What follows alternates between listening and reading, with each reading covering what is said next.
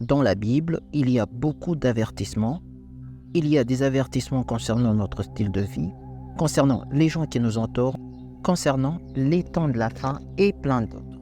Mais j'aimerais bien que nous puissions nous focaliser sur ce que nous dit 2 Timothée, le chapitre 3. Les avertissements qui s'y trouvent sont liés à notre vie moderne. Voici ce que le chapitre 3 nous dit du 1er verset au 5e verset.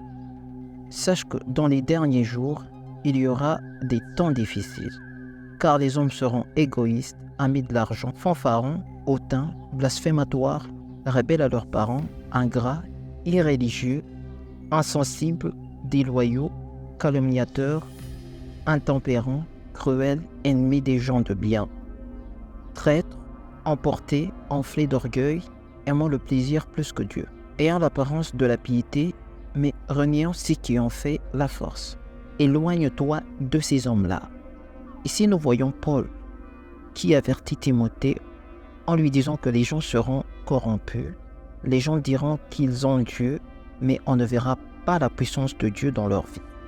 Et quand tu lis ce chapitre et que tu tombes sur la liste de ce que les gens seront devenus, des choses comme les gens seront égoïstes, aimant le plaisir plus que Dieu lui-même, tu te rends compte à quel point c'est vraiment contradictoire à ce commandement qui dit que tu aimeras le Seigneur ton Dieu de tout ton cœur, de toute ton âme et de toute ta pensée.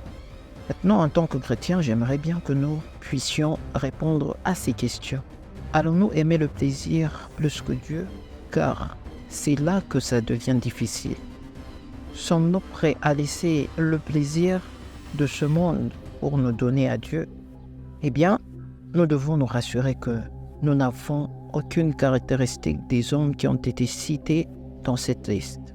Nous devons nous rassurer qu'aucun incrédule ne vienne nous changer.